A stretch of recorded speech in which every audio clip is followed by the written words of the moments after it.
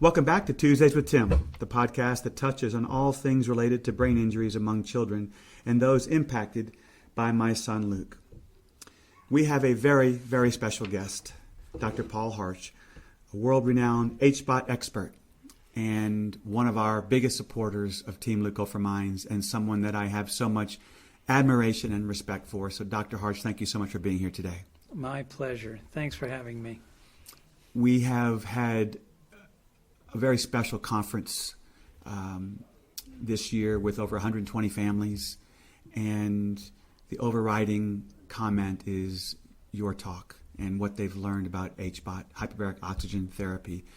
Can you first give us your background into what you do today? Okay, yes, I can. This was not of my doing. It was not my choice, really. This is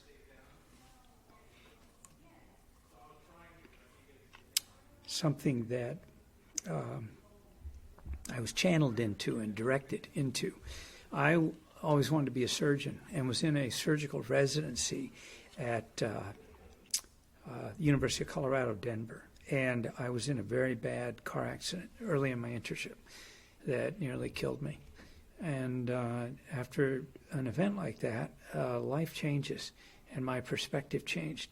And I finished 2 years of the residency. I did very well, but I needed to take another medical leave I needed another operation. I needed some things done. And I took a medical leave. And again, perspective had changed. And I needed to make a living. And I found myself in an emergency medicine situation and answered an offer for a job in New Orleans. I was living in Denver. And in a very funny way, I went down there and I more took the job for the time off. It was a week on, a week off, 26 weeks off, 26 weeks on total. And I wanted the weeks off because I was thinking about maybe getting out of medicine, going into something else. And I found myself in this emergency medicine group. And turns out our emergency medicine group did hyperbaric oxygen and diving accidents. So we were the South Central United States referral area for all diving accidents and the Central Gulf of Mexico. So all the commercial divers. And it's not taught in medical school. So I had to go get some training. I did. And I was intrigued when I started seeing the divers, the numbers of them that had involvement of their brain decompression illness. And it was kind of ignored by the Navy. But in the process, I found that we were not achieving the results that everybody else was. The U.S. Navy claimed 90% cure with the first treatment. We were getting maybe 40%. We'd have to treat them repetitively. And I kept asking, well, what's going on here? What's in their brain? And nobody could explain it. It was so primitive. It was just unbelievable. It turns out the reason we weren't able to get the same results the Navy was and had to repetitively treat was the time. In other words, in the Navy, when you have a diving operation, there's a chamber on site. You come out of the water, you have symptoms, you're in the chamber and get treated right away. But we in New Orleans are 90 miles upstream from the Gulf of Mexico. And they have to get in by boat, by land, maybe they try to sleep it off, show up the next day, and now you're not just treating bubbles, you're treating the damage that bubbles have done.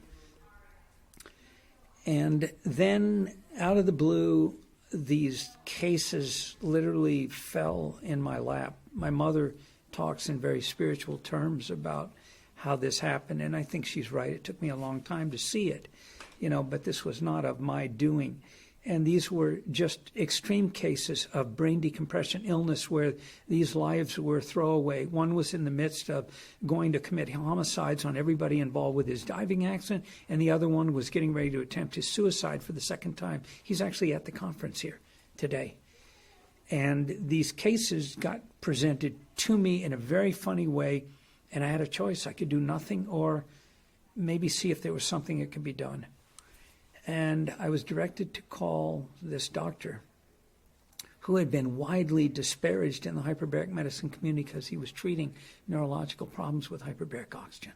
And that was pretty much against the rules. And he was not doing it for the same amount or cost that the hospitals were charging, so it was threatening. It was a lower charge. And I was told, you can call this guy, but be wary, this might ruin your reputation. But he's the only one who might have a treatment for these two guys. And I thought, wait a minute, don't call him up because there's going to be a problem with my reputation, versus treat these two guys, one who's about to kill these 9 people and the other one who's going to try suicide. I called him up and we had a discussion, and I treated them, and it changed their lives. And you'll see the one guy who is here today, Dan. And I had an awakening that, in medicine, you see amazing things happen. And you kind of ho-hum it, It's like, wow, look at that. How'd that happen? But you keep going, and you just go about your work. And I just realized that this was something really momentous. And I had to pursue this. So your operation in New Orleans started when? 1989 was that first patient. Turned out to be, actually, with the divers, a boxer and a little drowned boy.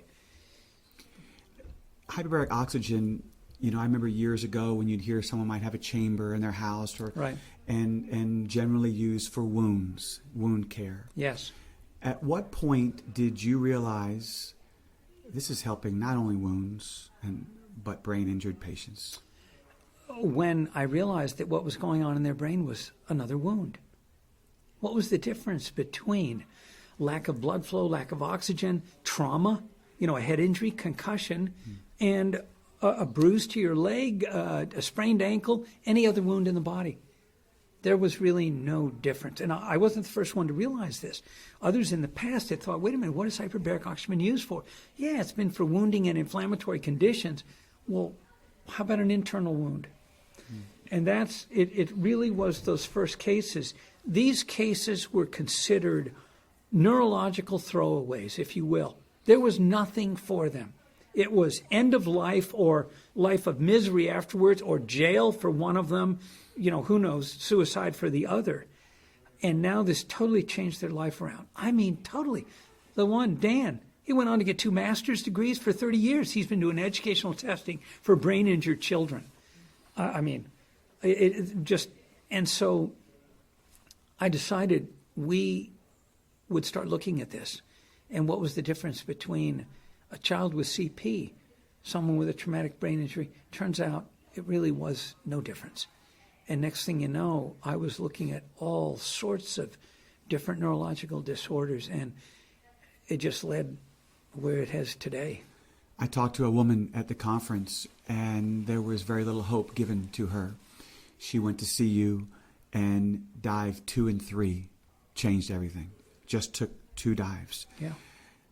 Most of the time we hear that 40 dives is the sort of the norm to get the results. Would that be accurate?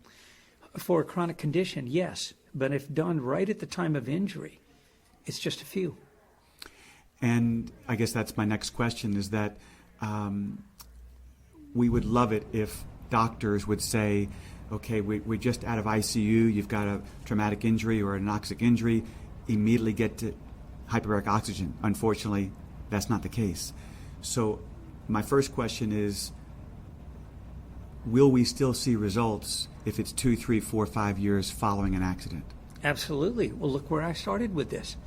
These were chronic diving cases, and if you look at the I don't know what the estimate is, it's well over 4,000 patients now I've treated in the last 34 years with this, and 90 to 95% have been a year or more from injury. Look at the veteran study, 3.3 years average from time of last blast injury. Then the TBI study we did on civilians, 4.4 years. So 4 1/3 years afterwards. And the record, I've got 3 or 4 people I've treated 50 years out. A Vietnam veteran, you can find him on the internet, New Orleans, Mike Myers. He is migraine-free now for 6 years. Not a migraine in that entire time, and they were daily for almost 50 years from Vietnam.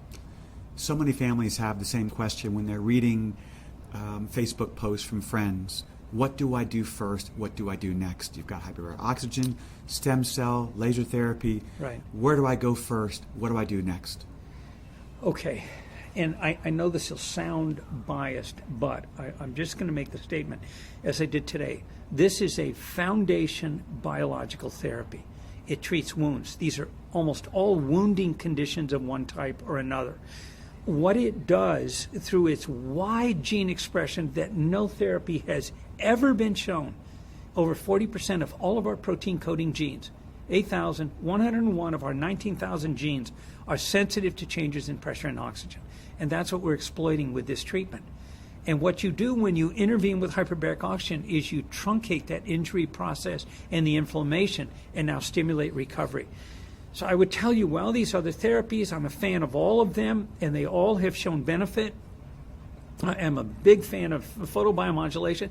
There are 800 randomized trials on light therapy, which is laser, diode, all of that, in all sorts of conditions, animals and humans. And, you know, our body, our mitochondria respond to that wavelength of light and stimulation. But there is nothing that does what this does broadly for wounding conditions. So I tell people, please get this first, because of the way it interacts with the wound process. It actually treats the underlying causes of the injury and the inflammatory process, not the diagnosis, like, oh, this is good for that diagnosis or that one. It treats the underlying disease process, and they're common in many diseases. Then layer these other things on. I mentioned this earlier in another podcast, that when you are a tennis coach, Yes. and you see other coaches who maybe just started coaching a day ago, you think that's not really coaching. So my question for you is, hyperbaric oxygen, Yeah, you see clinics all over the country, I know. but how does that make you feel when you know that maybe they're not getting the correct treatment? I have mixed feelings about it. If you look at the reason I wrote my book, and, you know, let me back up about the other therapies. It just, based on the science and all of that, I don't know that any of these other therapies have shown what this has shown for acute injury. So traumatic brain injury, global ischemia, you name it. I don't know that photobiomodulation, that any of these others have shown that. So that's, I don't want to appear biased, but I'm just based on the science. That's why I'm saying intervene with it first. But, you know, getting back to this then about, the other clinics and all the rest of this, the reason I wrote my book and the answer, the purpose of it is buried in chapter 14 at the end, Roadblocks to the Future. I tell the story of how the science and the studies have shown that in acute severe traumatic brain injury, I'm sorry, like your son had, 1 to 3 treatments in the first few days decreases the death rate by 50 to 60%. Nothing like it in the history of science can duplicate that. Not penicillin, not anything. And we're not using it. Why not? And it's wrapped up in the politics and culture of medicine. And so people can't overcome that, and nor can I. I'm working to fight it.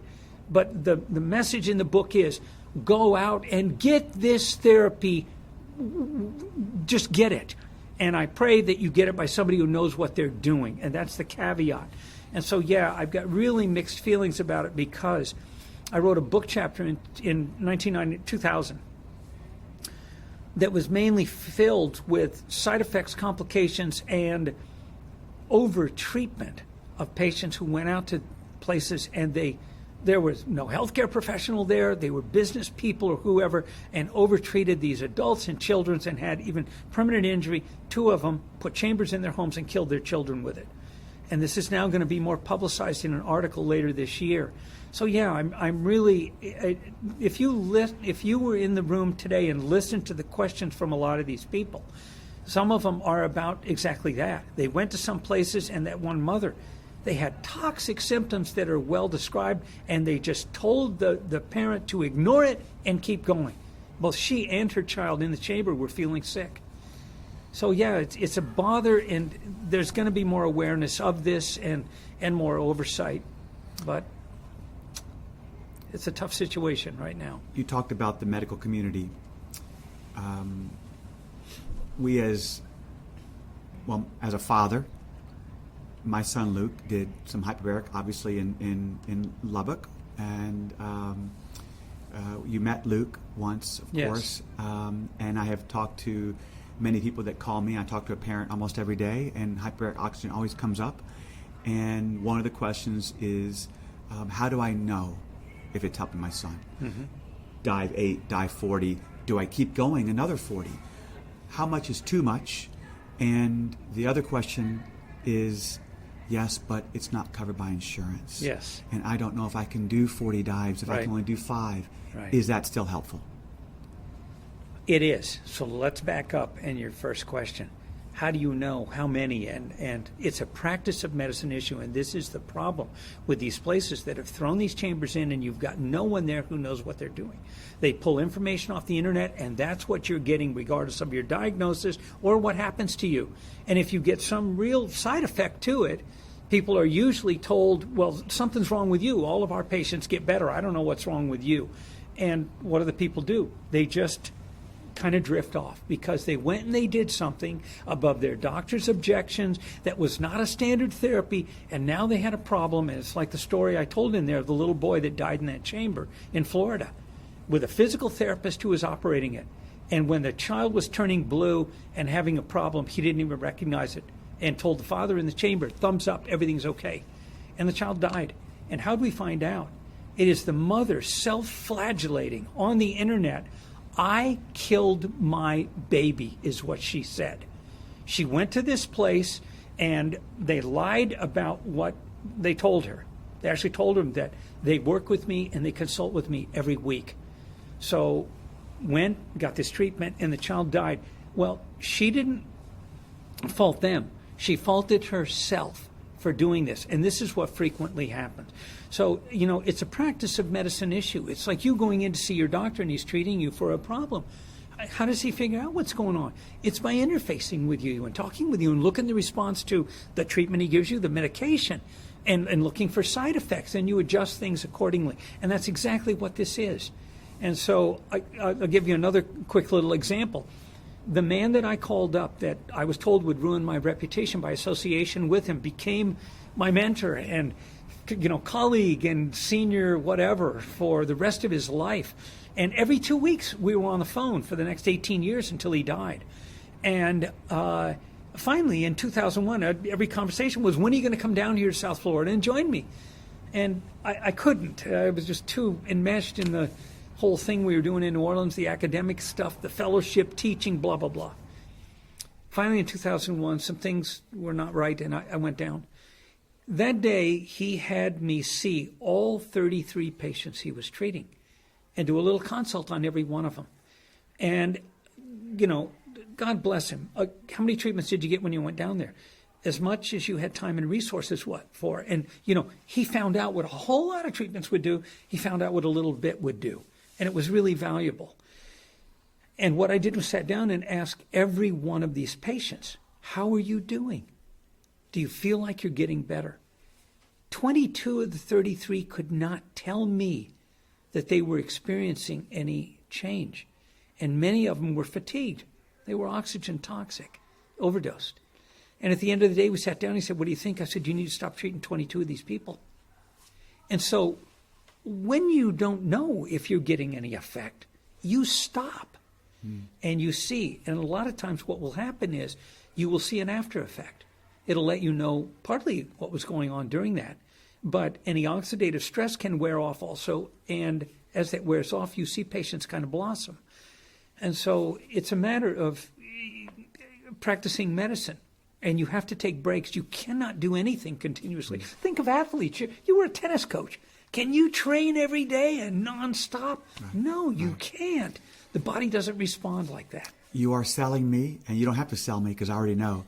But those medical doctors. I'm sorry, I get a little emotional. I'm explaining it. But no, I appreciate that. But one of the things I want everyone to hear and hear closely, and that is when a medical doctor says one of two things: hyperbaric oxygen does not help, okay, and or HBOT is proven that it doesn't help. All right. What you need to do is you now have to jump into the role of being a healthcare consumer. It's like going out and shopping for a car, a refrigerator, a landscaper, anything. and you interview the person and you ask them, and especially with doctors, what is the evidence for or against it? And we are in a tough position in that traditionally doctors are thought to know everything about medicine, and people have expected that. Now it's changed. People know, no, they don't. Wait a minute. There's a lot you don't know. And a lot of medical practice, what we're taught is reimbursed medicine. We're only trained and taught in what get reimbursed by insurance companies, not necessarily what works the best. You're really channeled into this whole area. And so you have to ask your doctor, well, what is that based on? Because coming from them, it's automatically assumed it's an authoritative opinion and position based on science and fact. That's what they're supposed to do for you, is gather information and present it to you to help you with decision making on you or your child or whatever. And what you'll find with hyperbaric oxygen is what I was taught at Johns Hopkins University School of Medicine when I went there as a student. In my third year, first rotation in the hospital, and your main teacher is your junior resident. 2 years out of medical school, they're the main ones who are teaching you. Now, yeah, on rounds you get all the faculty and everybody else, but we walked by a patient's room, and there was a group of doctors outside, and they were standing there talking about it. They were making their rounds, and we're walking by, and we were having a conversation, and I heard someone say, well, how about hyperbaric oxygen for this patient? And of course, when you're a third-year medical student, you know nothing about medicine. The janitor knows more about how medicine runs in the hospital than you do. And I waited till we got down the hall to not be embarrassed. And I said to my resident, I go, what's hyperbaric oxygen? He said, oh, don't ask another question about it. It's completely unscientific, been thoroughly disproven, charlatanism, snake oil sales, and fraud. I said, okay, now this is Johns Hopkins. So I tucked that in my head. 8 years later, I'm down in New Orleans in this diving group having to go get trained. And I'm seeing all of this science, and it's like, where is the disconnect? And I tell the story in the book about how my generation of doctors, nobody has been able to explain this therapy for 362 years until the last 10 years now. And we know all of these gene effects. This is an epigenetic therapy, an elegant one. Now we know. But unfortunately, you have to question your doctor. What makes you say that? Because it's an opinion and it's not based on fact. And that's going to lead to something else I'll talk to you about, getting this reimbursed. What's your other question? I have, it's now been 8 years since Luke had his accident. Yeah. And it has been since 2018 that we started Team Lico for Minds. And I am sold on it because I have seen from parents what they have seen. But the interesting thing also is that when you are doing a number of therapies at once, the question is, how do I know that this is what helped them? And my answer is always, maybe all of it helps. I don't know for sure what did help. I do know this, that my love for Luke and the greatest therapy I ever gave Luke was me, but also all the other therapies helped as well. Yeah. So how do you pinpoint exactly? That is such a great question. That has been my cardinal rule for 34 years. So when you come to New Orleans and my clinic, we want to answer one question. Does hyperbaric oxygen therapy work for you or your child, or does it not? Because when you leave there, it's a overall, it's an expensive question. You've taken time, resources, come there for a period of time, as long as 8 weeks, get this treatment, which may not and likely is not reimbursed by your insurance company. You cannot leave confused about whether this was responsible or whether I had you get a bunch of supplements or go next door and get OTPT and speech therapy or anything else. So we do one thing. We do hyperbaric oxygen. And once the family, and I have the family verbalize it, is convinced that the trajectory, the improvement curve for their child has changed unequivocally, then we start adding other things to it in a limited way, because you still have to watch for combination effects where you get side effects. When you do, you don't know what it's due to, which therapy. It's an all stop. And so, yeah, this is a problem. And that's why I've tried, I don't have a whole bunch of therapies that I'm trying to do at once and or foist on patients and so on. And the other thing is, now we finish and you're better. What did it? Just like you asked. You have no idea. You're now wedded to all of these therapies. And, most of them aren't reimbursed. So you essentially got this huge out-of-pocket expense for the patients. And I am extremely respectful of that. I didn't grow up in a rich environment, so I respect people's resources, and I don't want to waste them. And as the executive director of Team Luke for Minds, our goal in life would be to be able to provide enough money for everyone to be able to have 40 dives. And we can provide a portion. Certainly, we're able to help financially, but what you're also giving us is education. And education is almost as valuable, if not as valuable. And so, I can speak for my entire staff, Emily and Rhonda Johnston and everyone involved, how much we appreciate what you are doing for families all over the country, but also how much you mean to Team Luke for Minds and being a keynote speaker for us for many years and being someone that we can keep in touch with throughout the year. And it means a lot to me. I wish, the interesting thing about this, and I'm not even sure interesting is the right word, maybe the regret I have is as we're talking, as I'm listening to you, I only wish that I could have taken my little boy from Cook Children's Hospital to New Orleans. I know. And even after that, when you met Luke, I'll never forget this. You met Luke, and he was so active that day. He was engaged. He was alive. He was alert. And the hard part is when you come to New Orleans, you have to come to New Orleans for 40 days. Yeah. Well, how many weeks is that? We're talking 8 weeks. And that's a challenge for a lot of families. It is. But, I know but I am here to say that it is well worth your while. And we are going to be there for resources for families as much as we possibly can, because we know how important it is to follow your strategy. And we really appreciate all you do for families. Well, listen, thank you. I really appreciate you saying that. And let me just say, regarding all of these problems you mentioned, there's things we're working on. We're trying to get to the point where we have affiliates and people where you go there and my name is on it, you're going to get what I'm doing in New Orleans. That's a work in progress, and we're working on it. But the other thing is trying to get this reimbursed, and that's been the academic side. You can't do that without the publications. And what I had to do was focus on one of the most responsive ones, which is traumatic brain injury. Last year, I published the article, which is the synthesis of all the studies that we and others have done. It's in what's called a format of systematic review. It's one of the highest levels of evidence.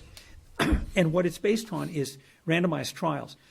Parents don't know this, but you can now take that and go to insurance companies and get hyperbaric oxygen for traumatic brain injury reimbursed. And the way it's done is you apply to get it reimbursed. You have to end up paying for it and come out of pocket. But what will happen is it'll usually get rejected because it's not on the reimbursed list.